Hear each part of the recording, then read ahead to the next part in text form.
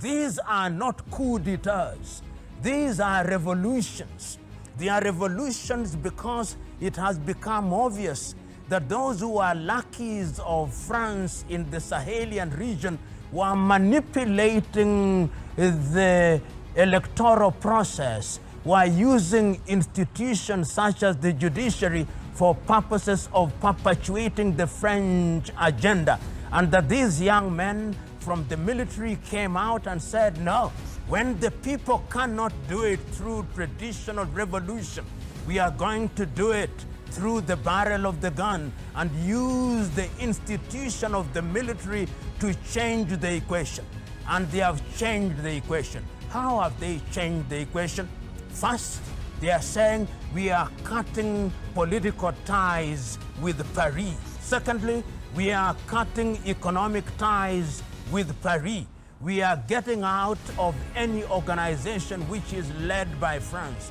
We are cutting off the situation that compels us to use currency that is printed in France.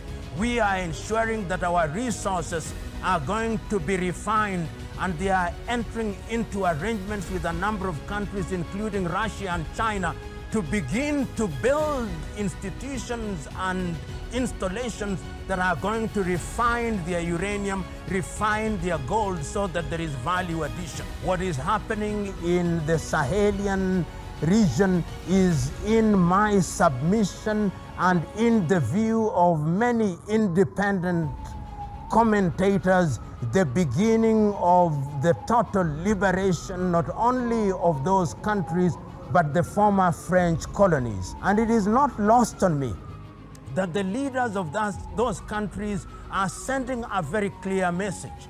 They are sending the message that any institution which makes the claim that is a Pan-African institution but is being controlled from outside will be defied. I remember that day, the day after the coup d'etat in Niger, and I remember the meetings that were held in Accra, Ghana, the meetings that were held in Abuja, Nigeria, the meetings that gave a 72-hour ultimatum to Niger and said, we are going to invade you, not in so many words, but we are not going to allow you. I remember the sanctions that were imposed upon Niger, and I remember all the three leaders, Traoré in Burkina, and I remember the new leaders in Niger. I remember the leaders in Mali saying, we are now entering into a military pact. You attack Niger, you have attacked Mali, you attack Burkina, you have attacked Mali, and you have attacked Niger, and of course, even Dumbuya in Guinea-Conakry said, we will join you. That is a new face. It is a face that was not contemplated, and the Sahelian revolution, because it is a revolution, is beginning to redefine how former French colonies are relating with France at the critical levels, including the area of trade, including control of their militaries, including control of their language. And it is not lost on me that in Mali, they have actually declared that French is no longer the national language. Bambara is now the national language. It is a clear statement that they are beginning to regain their independence, and they are doing it in a manner that was not anticipated and in a manner that was not contemplated. It begs the question, will the men in uniform continue to be in power until kingdom come? No. They have said in Burkina, they have said in Niger, they have said in Mali, they have said in Guinea-Conakry, we are midwives. We have come here for a short time to clean up the mess that has been with us. We have come here to clean up the mess that the French have always created. We have come here to ensure that the insurgency, which is sponsored by the French in Burkina Faso, which is sponsored by them in Mali, which is sponsored by them in Niger, which is sponsored by them in Guinea-Conakry, that this insurgency will eliminate it and will introduce a new system of governance which will allow the peoples of our country to participate in their governance without being controlled from Paris. They are saying that we have been puppets for too long. We are now regaining our independence, and this revolution is a revolution which is unique, is a revolution which is being defined and refined by young Africans whose agenda is the spirit of Pan-Africanism. The Sahelian revolution is a revolution which will change the continent of Africa and redefine Africa's relationship with the former colonizers. In order to understand the Sahel, we must go back to the year 1958, when Charles de Gaulle governed France. And when Charles de Gaulle and his administration took the decision that their former colonies would be granted independence, and asked that they vote no or yes. Yes, to mean that you would regain something called independence, but you would remain under France. No, to mean that the French would run away. Only two countries voted no: Algeria under Ahmed Ben Bella and Guinea under Ahmed Sékou Touré. The rest of the countries remained under the tutelage of France and have remained so, controlled politically and economically, including their currency, the CFA franc. So that recently, in the 21st century, when young men in the military took the decision that they would change things, it was something that shocked the French and shocked the world. Shocked the French because they said, we are now gaining our independence. What we had was not independence.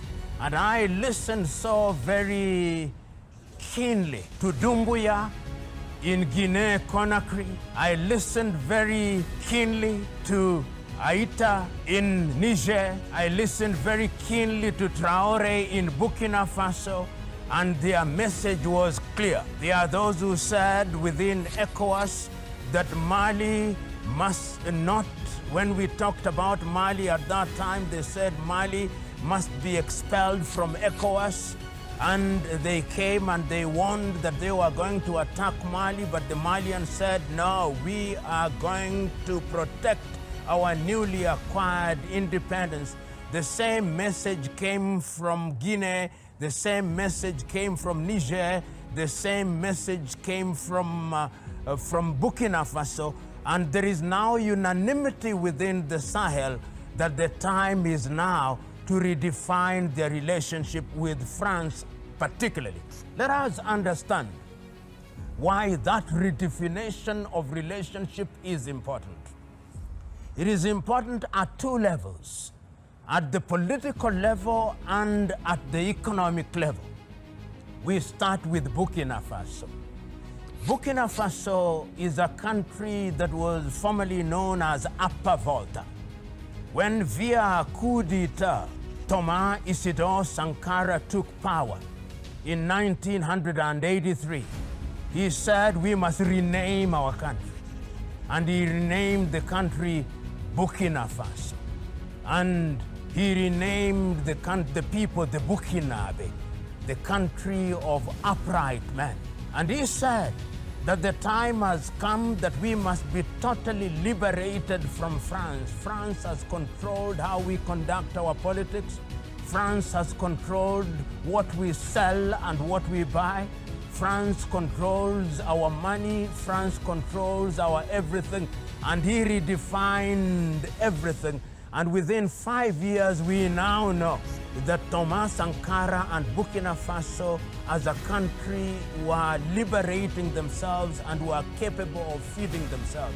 He said we must take charge of our gold, we must take charge of our uranium. But Within 5 years, in 1987, they had induced Blaise Compaoré to assassinate him. And this is always important to remember. When Isidore Sankara was told that you are going to be assassinated and the possible assassin is Blaise Compaoré, he said, Blaise is my friend. If it is Blaise whom they have hired to kill me, then I will not survive. And he did not survive.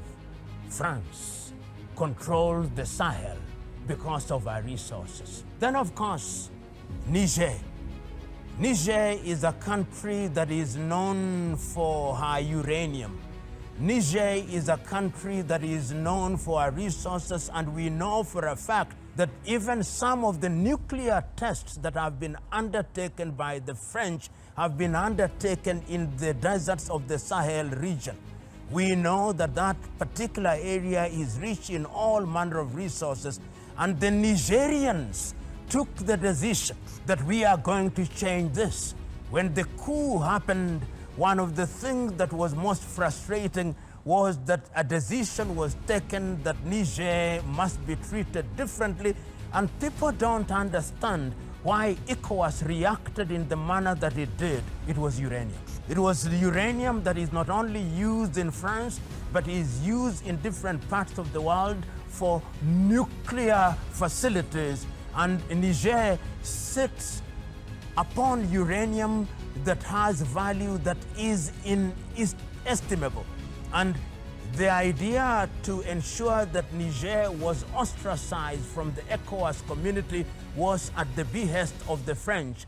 And it is important that the Sahelians have taken the vow that they are going to protect Niger.